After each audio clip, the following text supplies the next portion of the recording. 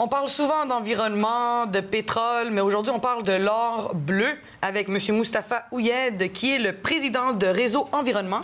Bienvenue à l'émission. Merci beaucoup, je suis très heureux d'être ici. Félicitations pour votre nomination. C'est tout récent, vous êtes président. Oui, depuis le mois de mars, même si j'active dans l'association depuis une dizaine d'années, mais oui, j'ai l'honneur d'avoir été élu au mois de mars. Et là, on parle, le Réseau Environnement, qui a un programme d'économie d'eau potable qui est le PEEP, mais on dit le PEP. Oui, exactement, mais on l'a en collaboration avec les municipalités du Québec. C'est quoi ça? L'idée, c'est de sensibiliser nos concitoyens, leur donner surtout des outils pour économiser l'eau potable. L'or bleu, vous le disiez tout à l'heure, l'importance de l'or bleu. Alors, on est là pour donner de l'information, donner des outils à nos concitoyens dans ce sens. Mais qu'est-ce qui vous différencie des autres? Parce qu'on entend tellement de gens parler, on doit économiser, donc fermer le robinet quand on se brosse les dents. C'est tout le temps les mêmes choses qu'on entend. Mais est-ce que vous avez quelque chose de nouveau à nous apporter? L'idée dans la sensibilisation, c'est de répéter les mêmes choses, souvent, jusqu'à ce que la majorité des gens l'aient. Ah, c'est un conditionnement, alors. Il faut conditionner l'humain à ce qu'un jour, ça rentre. Oui, et surtout les enfants. C'est pour ça que nous ciblons beaucoup les camps de jour, parce que c'est les futurs citoyens responsables de demain. Oui. Alors, on leur donne dès le jeune âge de l'information pour qu'ils se rendent compte de ce qui nous entoure, de la richesse extraordinaire que nous avons au Québec d'avoir beaucoup d'eau, mais de l'importance aussi de la conserver, parce que l'eau, on doit la traiter pour qu'elle soit potable, et c'est cette eau potable qu'on veut économiser. Et bientôt, il y en aura peut-être plus. En fait, un jour, il n'y en aura plus.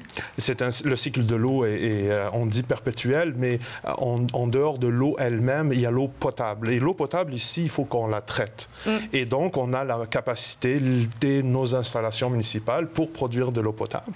Et si on veut plus d'eau potable, il faut construire plus d'installations, il faut dépenser plus d'argent, plus d'énergie. Alors, au lieu de faire ça, on dit... On a-tu vraiment besoin d'utiliser autant d'eau pour ces usages-là? Alors, simplement juste de sensibiliser, de montrer à nos concitoyens qu'est-ce qu'ils sont en train de faire avec cette eau.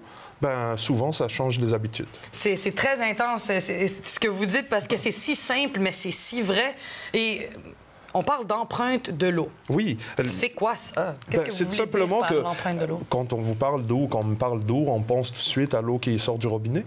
Mais dans la vraie vie, ce n'est pas seulement cette eau-là qui sort du robinet. Non, c'est ça, on pense que l'eau sort de tous les robinets. Non, en fait, c'est pas juste cette eau-là. C'est que pour fabriquer les vêtements que vous portez, pour avoir votre tasse de café, pour la nourriture qu'on mange, les biens qu'on en consomme, pour leur fabrication, il y a eu beaucoup d'utilisation d'eau. C'est ce qu'on appelle l'empreinte de l'eau. C'est de dire...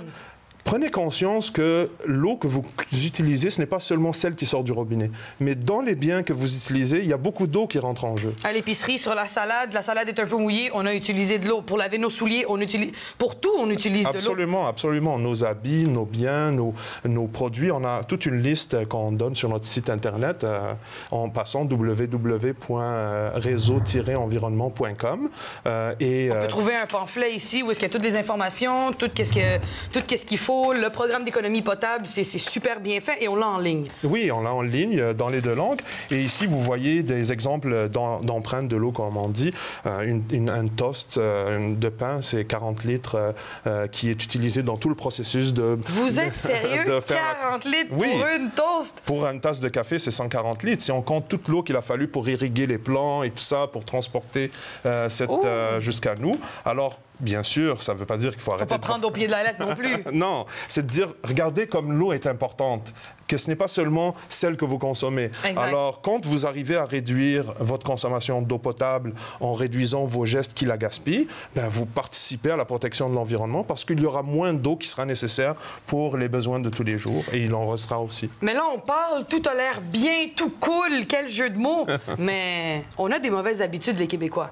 On a de très mauvaises habitudes qui pourrait mettre en danger un peu la vie de notre or bleu. Est-ce que vous avez quelques petits exemples, juste avant de terminer, de quelles mauvaises habitudes est-ce qu'on parle? L'habitude classique, c'est d'arroser son entrée de garage. Hein? On a tous... une chance que la Ville de Laval a une loi qui dit vous n'avez plus le droit d'arroser. Exact. Le règlement de Laval est une conséquence de la surutilisation de l'eau potable en été qui oblige la Ville de Laval à restreindre l'utilisation pour avoir assez d'eau. C'est quand même un petit pas en avant. C'est ça, mais notre souhait à travers cette campagne, c'est de réussir à utiliser efficacement l'eau pour éviter d'être obligé de réglementer, justement. Si on avait des habitudes saines, la ville n'aurait pas besoin de réglementer puisque les capacités seraient suffisantes pour tout le monde. Ah, vous êtes si sage. Si tout le monde pouvait penser comme ça, je pense qu'on aurait assez d'eau pour vivre encore des milliers et des milliers et des milliers d'années. Mais c'est si facile à dire, mais si difficile à faire. Et c'est pour ça que vous êtes là, pour nous conscientiser là-dessus. Et il faut continuer à conditionner. Et vous faites très bien ça, je pense. Merci. Je pense qu'à partir de demain, je n'arroserai plus mon gazon. Mais non, mais en fait, il faut laisser non plus... faut pas non plus se priver et arrêter de vivre. Très bon exemple. Mais il faut se conscientiser. Oui, l'arrosage du gazon est un très bon exemple. Pourquoi pas on surarrose le plus souvent. Alors, on donne des outils. Je vous parlais d'outils. On a un petit récipient que vous pouvez mettre sur votre mettez gazon. 3 grandes chaudières pendant qu'il pleut. Puis par exemple, ça, la ville de Laval subventionne le baril qui récupère l'eau potable, l'eau de pluie, pardon. Mais de façon générale, vous pouvez prendre une canne de thon. C'est tout bête, là. Vous mettez ça sur votre gazon. Vous arrosez votre gazon le plus normalement du monde. Et quand vous voyez que votre canne de thon est pleine, arrêtez. C'est suffisant. Donc, ça vous donne juste un truc pour éviter de laisser l'eau couler pour rien, alors qu'on pense que le gazon a besoin de beaucoup d'eau. Non, une canne de thon, c'est largement suffisant. Des petites astuces qui ne... Et pour terminer, j'ai une petite question qui me chicote. Est-ce que vous pensez qu'on surutilise l'eau parce qu'on fait exprès ou juste par paresse? C'est des questions d'habitude et quand on est dans un environnement où on abonde de quelque chose, on tient cette chose-là pour acquis. Alors on la surutilise. C'est pour ça que dans nos actions, on a une journée particulière qui s'appelle la journée compte-gouttes, le 15 juillet prochain. On est en train de discuter avec plusieurs municipalités pour faire un geste symbolique, comme couper l'écoulement de certaines fontaines. Comme la journée de la Terre où est-ce que toutes les lumières s'éteignent. Exactement. Donc on essaye, parce que si d'un seul coup on prive nos concitoyens de cette eau-là, ne serait-ce que pour quelques minutes, on va s'en rendre compte que cette eau est présente autour de nous et que c'est important de la conserver. Bien, merci beaucoup d'être venu à l'émission. Je me sens très conscientisée tout à coup. Excellent. On peut retrouver cette brochure sur Internet. Oui. Rappelez-nous le site Internet, le www.réseau-environnement.com/PEEP. Mais cette année, la nouveauté, c'est qu'on peut nous suivre sur Facebook et Twitter, les réseaux sociaux. Alors, on va être plus proche encore de nos concitoyens. Et on n'hésite pas, si vous avez quelconque question ou commentaire, n'hésitez pas de les contacter. Je suis sûre que ça va leur faire plaisir. Absolument. Merci encore. C'est moi qui vous remercie. Bon été et continuez à économiser. Soyons bleus cet été. Soyons bleus cet été. Je suis rose, mais je serai bleue dans mon cœur. Merci. Merci.